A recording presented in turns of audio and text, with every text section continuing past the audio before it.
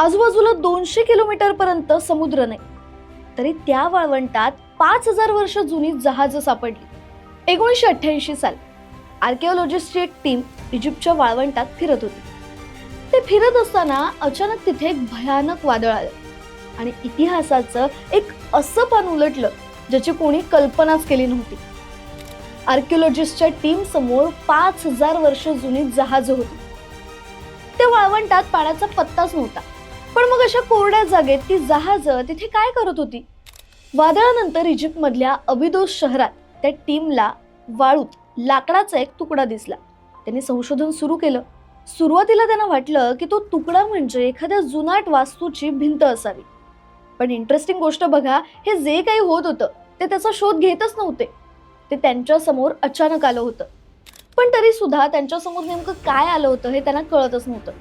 जवळजवळ पुढची 4 वर्ष बारकाईने अभ्यास केल्यानंतर त्यांना कळलं की त्यांनी गाझाच्या पिरॅमिड पेक्षाही जुनी गोष्ट शोधून काढली आहे।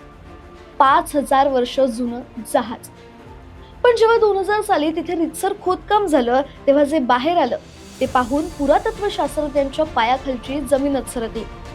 कारण वाळूच्या ढिगाऱ्याखाली 1-2 नाही तर तब्बल 14 अवाढव्य जहाज होती।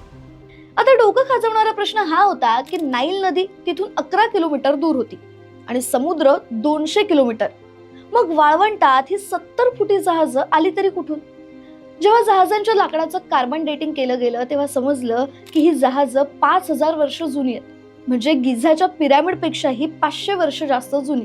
पुढे शास्त्रज्ञांनी जेव्हा सोनार स्कॅनिंग वापरून या जहाजांचं 3D मॉडेल बनवलं तेव्हा एक अजब गोष्ट समोर आली। ही जहाज वाकडी तिकडी पडलेली नव्हती, तर ती अगदी शिस्तीत एकमेकांना समांतर ओळीत लावून ठेवली होती, जशी की तिथे पार्क केली आहेत। आता विचार करा, जेव्हा जगात धड चाकाचा शोधही लागला नव्हता तेव्हा इजिप्शियन लोकांनी लाकडाच्या फळ्यांना चक्क दोरखंडांनी बांधून ही महाकाय जहाज बनवली होती। ही जहाज चालवण्यासाठी 30-30 जण चप्पू मारायचे। कदाचित ती त्या काळातली सर्वात ऍडव्हान्स टेक्नॉलॉजी असेल। आता ही अशी जहाज बनवण्यासाठी खूप जास्त पॉवर सुद्धा हवी आणि ती एकाच माणसाकडे असू शकते, तो म्हणजे इजिप्तचा राजा, ज्याला फॅरो असं म्हणतात। पण मग हा प्रश्न उरतोच की राजाने आपली महागडी जहाज वाळवंटात का फेकून दिली? याचं उत्तर शोधताना संशोधकांना या जहाजांच्या बाजूला विटांच्या भिंती सापडल्या।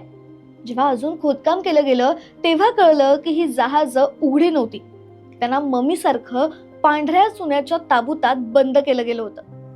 पण हे सगळं कशासाठी? याचं रहस्य लपलं होतं जवळच असलेल्या एका राजाच्या थडग्यात।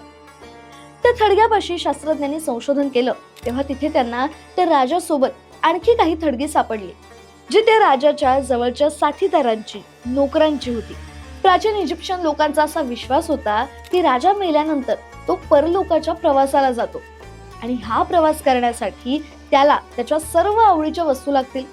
त्यामुळे ती जहाज सुद्धा तिथेच दफन केली गेली होती आणि त्याच दिवशी राजाच्या साथीदारांना, नोकरांना जिवंत दफन केलं गेलं होतं। राजाच्या सन्मानार्थ त्याचे साथीदार स्वतःचा जीव द्यायचे, जेणेकरून ते परलोकातही राजाची सेवा करू शकतील। आता आज आपण याला अंधश्रद्धा म्हणू, पण 5000 वर्षांपूर्वी त्या लोकांसाठी हेच सत्य होतं। आता इजिप्तच्या वाळवंटात अजून अशी किती रहस्य गाळली गेली असतील हे कोणालाच ठाऊक नाही। तुम्हाला ही माहिती कशी वाटली आम्हाला कमेंट करून नक्की सांगा आणि अशाच इंटरेस्टिंग गोष्टी जाणून घेण्यासाठी गाजावाजाला लाईक, शेअर, फॉलो आणि सबस्क्राईब करायला विसरू नका।